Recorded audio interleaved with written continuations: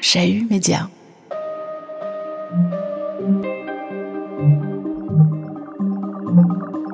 Dans l'épisode précédent, on a questionné les rouages de l'humanitaire, ses apports incontestables, mais aussi ses contradictions.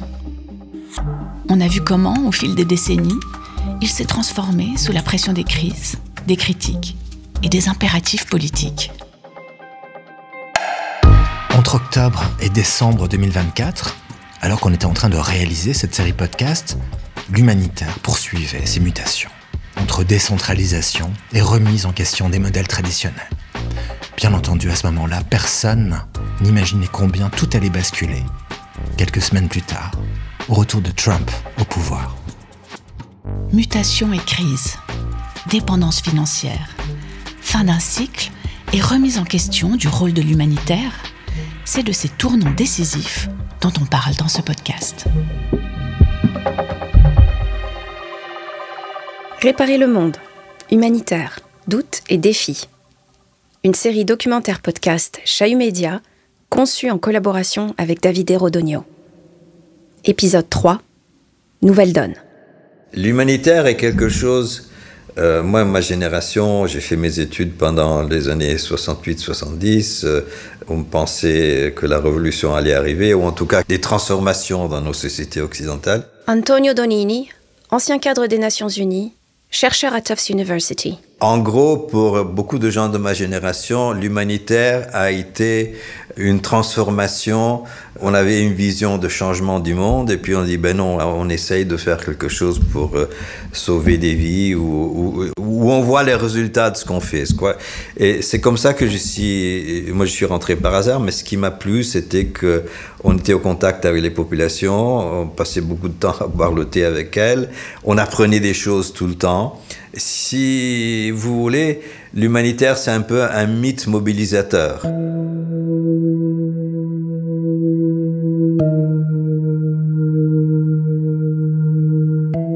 Ma grande crainte, c'est que ce mythe mobilisateur s'essouffle maintenant, parce que les liens entre l'humanitaire et le politique et les instrumentalisations augmentent, parce que les crises continuent et maintenant c'est la géopolitique qui fait peur. Que ce soit en Iran ou au Moyen-Orient, on n'a pas l'impression qu'il y a des solutions en vue. Et en plus, et c'est là l'un des grands problèmes, c'est que le multilatéral est en crise profonde.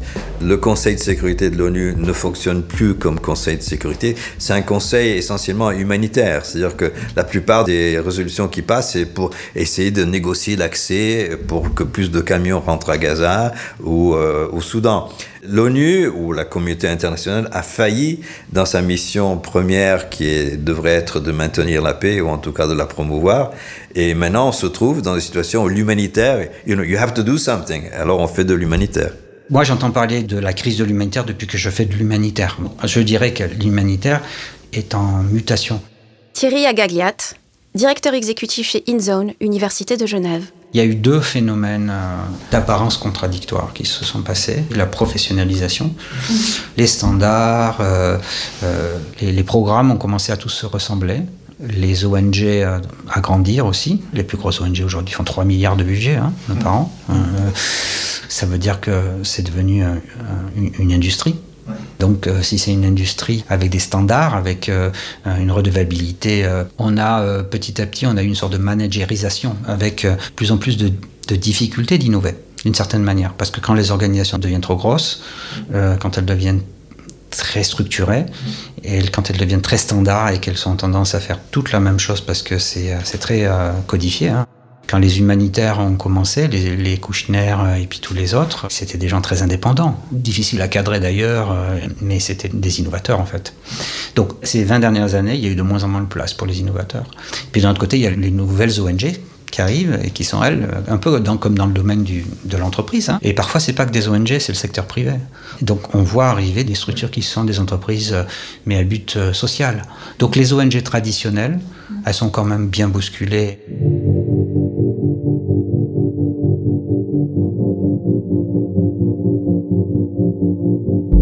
L'un des problèmes de l'humanitaire actuel occidental, c'est que l'humanitaire est sorti de ses limites classiques et fait beaucoup d'autres choses. Il y a beaucoup d'agences humanitaires qui font, surtout les ONG internationales britanniques et américaines, qui font humanitaire plus, c'est-à-dire qui font du développement, qui font des droits de l'homme. Maintenant, il y a même une proposition qui vient d'Angleterre aussi, de Hugo Slim, que les humanitaires devaient prendre la responsabilité aussi pour l'environnement et la survie de la planète, qui fait sens d'une certaine manière, mais ça brouille les cartes. Et à mon avis, l'une des raisons de la crise du CICR dans les 2 dernières années, c'était que le CICR avait étendu son champ d'action à des activités qui n'étaient pas strictement humanitaires. Alors, cette question, naturellement, pourquoi est-ce qu'ils font tout ça? Pourquoi est-ce qu'ils sortent de leur champ de compétences premier? Parce que c'était là qu'il y avait de l'argent.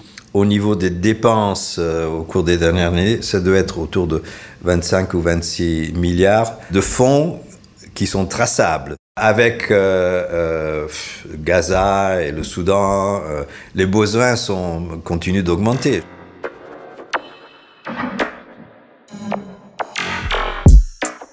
Les crises humanitaires se multiplient. Elles deviennent aussi de plus en plus complexes et affectent de plus en plus de monde. Elles nécessitent davantage de ressources financières.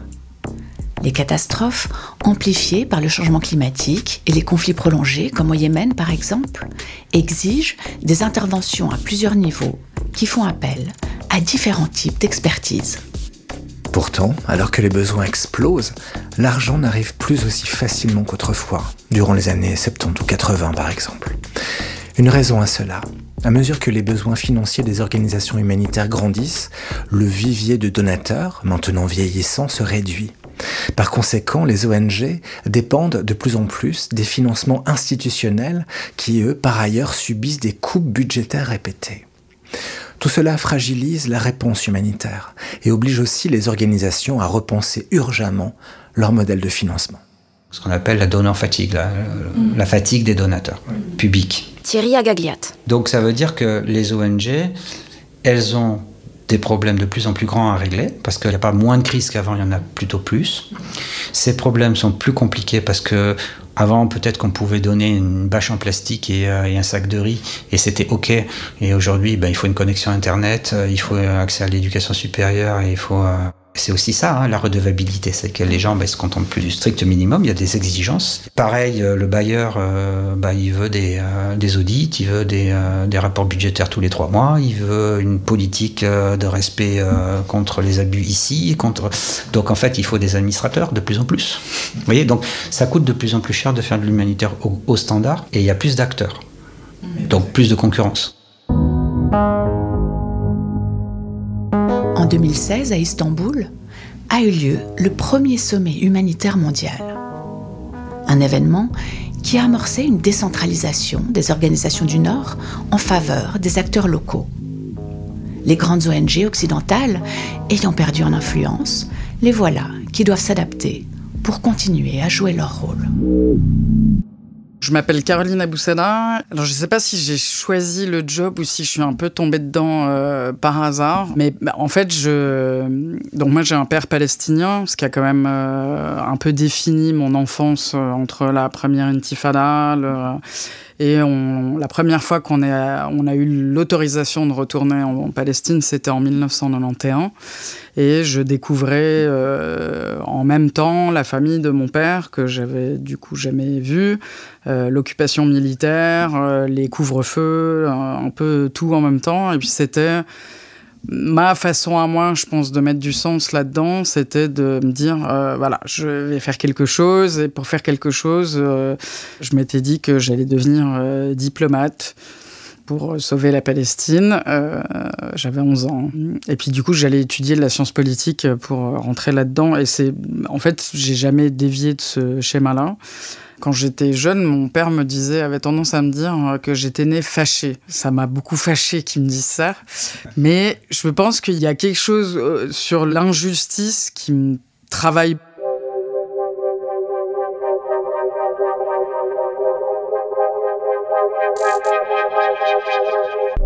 Caroline Aboussada travaillait sur le terrain au Moyen-Orient pour Oxfam Grande-Bretagne, les Nations Unies et la section suisse de MSF. En 2017, elle a créé SOS Méditerranée Suisse, une association civile européenne pour le sauvetage des personnes en détresse en mer Méditerranée. Janvier 2025, Caroline quittait finalement la tête de SOS Med Suisse pour se concentrer sur le Centre pour l'action humanitaire en mer, qu'elle a co-créé, et aussi sur Kantara, une association qui déploie ses activités en Somalie. Je pense qu'on est arrivé très clairement à la fin d'un cycle en termes de l'humanitaire tel qu'on le comprend ou qu'on le connaît aujourd'hui. Donc sur les dernières années, il y a eu un peu des grands thèmes, la localisation, la décolonisation, qui ont parcouru, en tout cas comme réflexion, l'humanitaire. Je pense que c'est des dossiers qui sont un peu arrivés à bout, notamment toute la question autour de la protection de l'espace médical. Voilà, on en arrive à un moment où l'espace médical n'est plus perçu comme étant un espace protégé. Et donc, je pense qu'on n'appréhende pas encore complètement à quel point ce qui est en train de se passer à Gaza va radicalement aussi changer l'espace humanitaire dans les prochaines années. Et je pense que là, on commence à le percevoir un peu sur la protection de l'espace médical, sur la protection des travailleurs humanitaires, sur une espèce de double standard qui là est quand même assez flagrant. Et je pense que on va devoir très rapidement, en tout cas, réfléchir aux fondamentaux de l'humanitaire.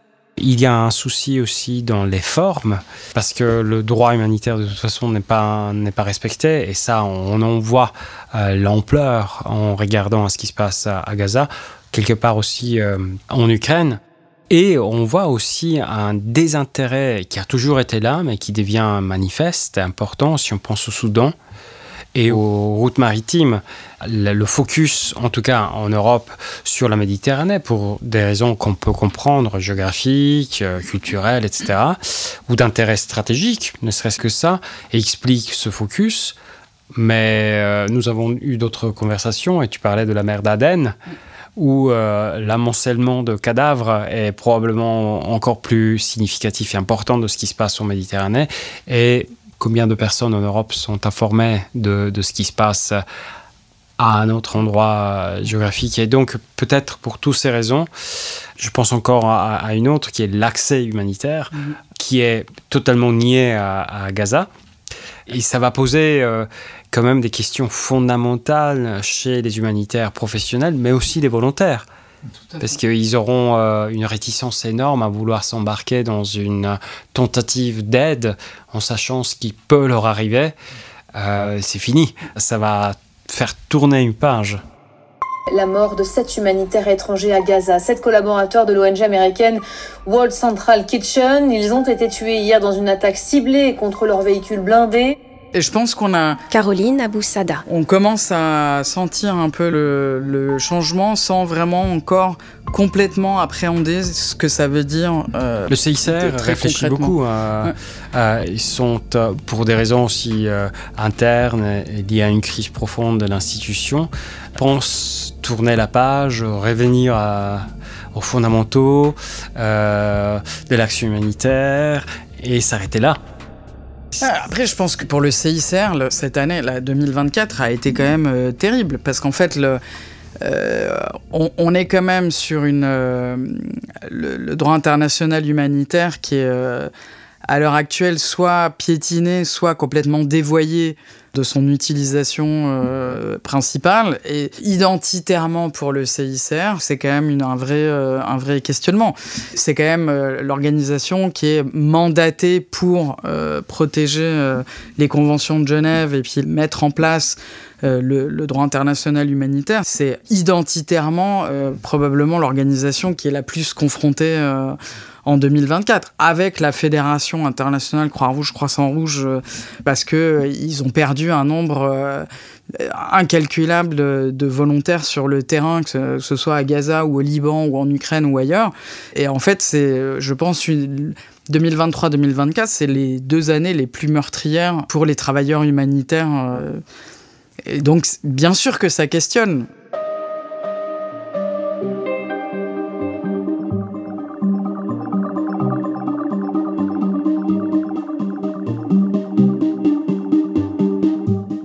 Au début, nous étions vus comme des des gens qui faisaient du bon travail, des gens bénévoles qui venaient pour nous aider. Et après, on s'est aperçu au fur des années qu'on était des agents de l'impérialisme occidental. Antonio Donini. Donc il y a eu cette transition sur la manière dont on était perçu, qui explique comment, en Afghanistan comme ailleurs, il y a eu tout à coup une forte augmentation des attaques contre les humanitaires.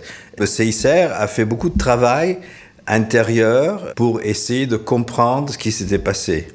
Et d'autres agences l'ont fait aussi. Et à mon avis, la raison est la perception d'une grande convergence entre les politiques des bailleurs de fonds et les actions des humanitaires. Et donc, c'est le 11 septembre qui est un moment de rupture qui, directement ou indirectement, a fait diminuer le niveau d'acceptation des humanitaires dans beaucoup de situations.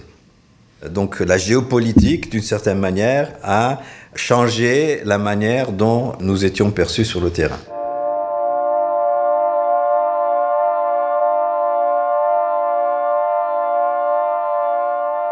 Pour Antonio Donini, le rapport direct entre les acteurs humanitaires et les bénéficiaires de leur action est devenu beaucoup plus difficile, à de nombreux niveaux.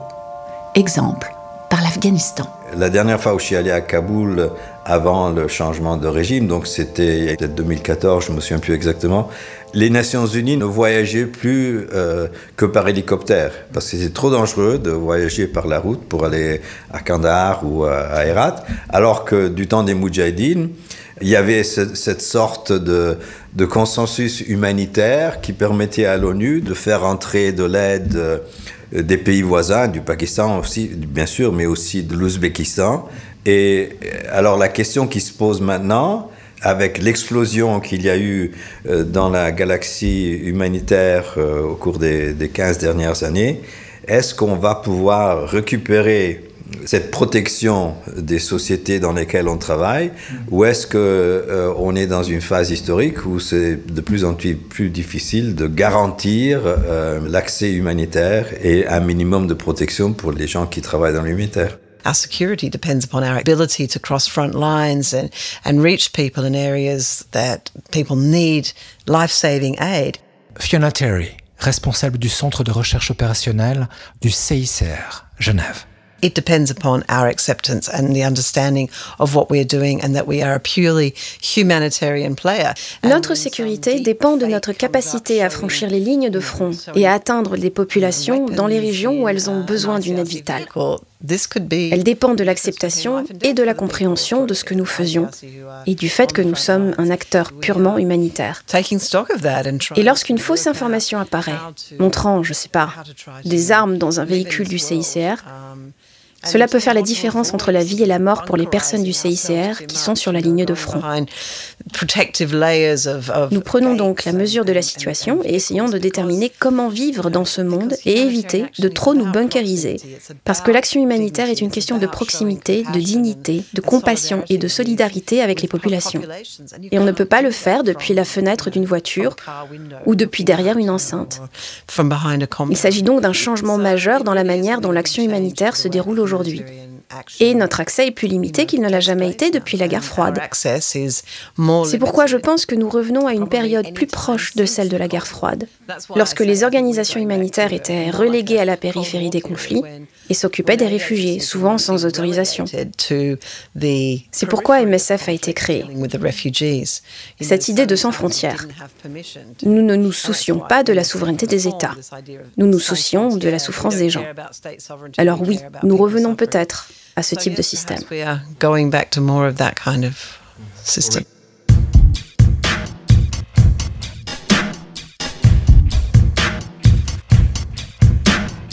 I would say that I was very fortunate in riding the crest of the optimism of the post-Cold War era. Je dirais que j'ai eu beaucoup de chance de profiter de l'optimisme de l'après-guerre froide. Car même si nous assistions à une instrumentalisation de l'aide, il y avait de l'aide qui arrivait.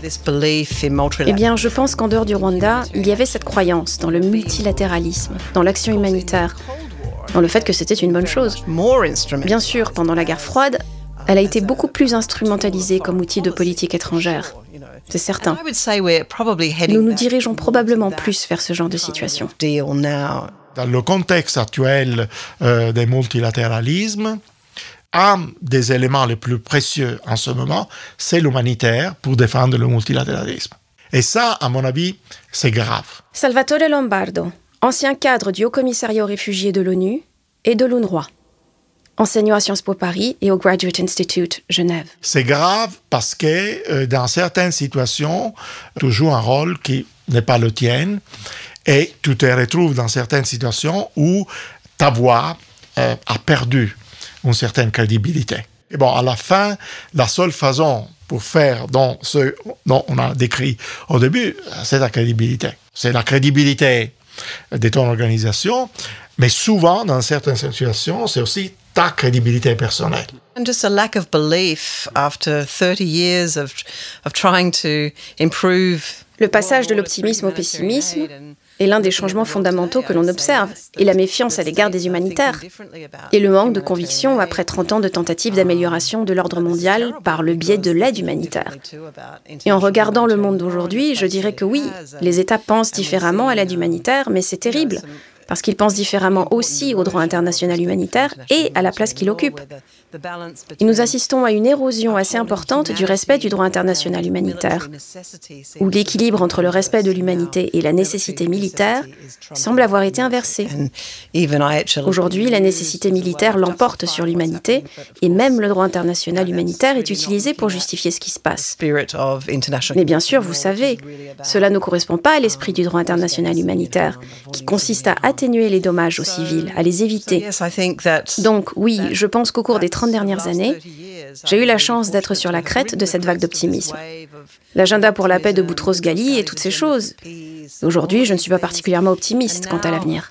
I'm not particularly optimistic about where it's going in the future.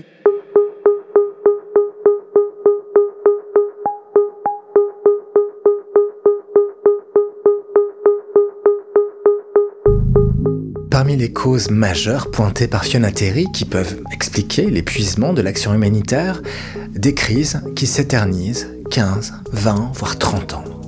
En face, aucune institution n'est conçue pour y répondre sur un temps aussi long. No, and we are lacking so badly some enlightened leadership in the world today that can. Et nous manquons cruellement de dirigeants éclairés dans le monde d'aujourd'hui, capables de s'avancer et puis de mettre les choses sur la table et d'essayer de les résoudre. Regardez le Soudan.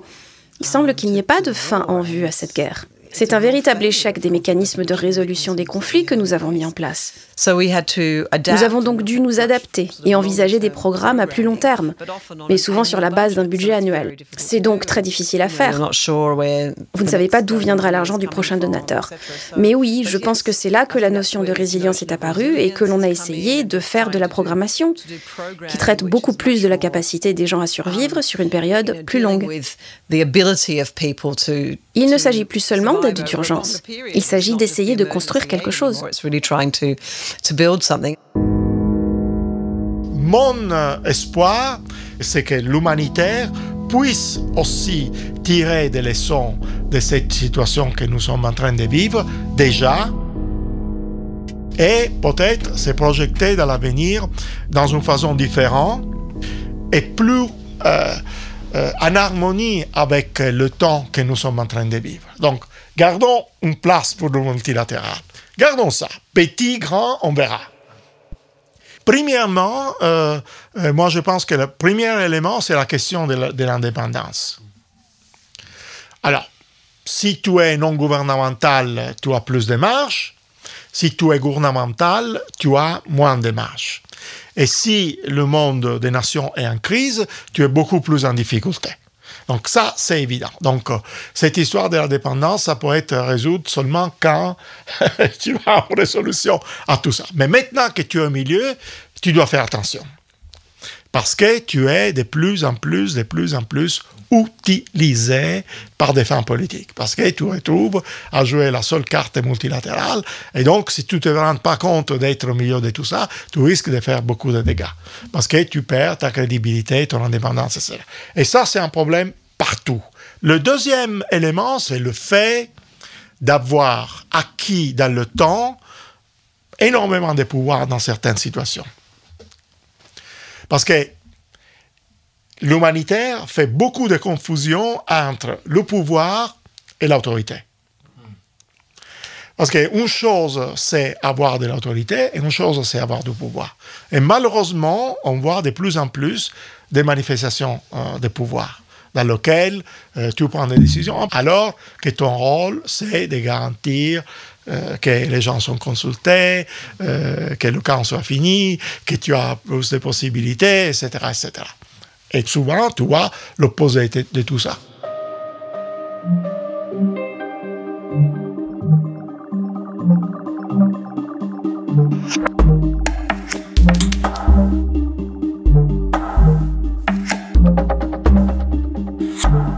L'humanitaire a longtemps été porté par un idéal, celui de secourir sans distinction, d'apporter une aide neutre et indépendante, de réparer autant que possible un monde en crise. Mais au fil des décennies, cet idéal s'est heurté aux réalités politiques, économiques et géopolitiques. L'humanitaire s'est professionnalisé, structuré, industrialisé. Il s'est adapté aux nouvelles crises tout en devenant un instrument d'influence, parfois même un outil de pouvoir. Dans cette série, nous avons exploré ses contradictions, ses limites, mais aussi ses mutations. Nous avons vu comment il s'est transformé sous la pression de la montée en puissance des acteurs locaux et de l'effondrement progressif du multilatéralisme. Aujourd'hui, alors que les financements se tarissent et que les crises se multiplient, l'humanitaire est à un tournant. Son indépendance est fragilisée, sa neutralité contestée, son accès aux populations de plus en plus compromis. Le retour de Trump au pouvoir en janvier 2025 a marqué une rupture brutale. En coupant les subventions américaines, il a précipité un bouleversement dont nous ne mesurons pas encore toutes les conséquences. L'humanitaire survivra-t-il à cette nouvelle ère? À cette heure, février 2025, nul ne le sait. L'humanitaire a basculé vers l'inconnu.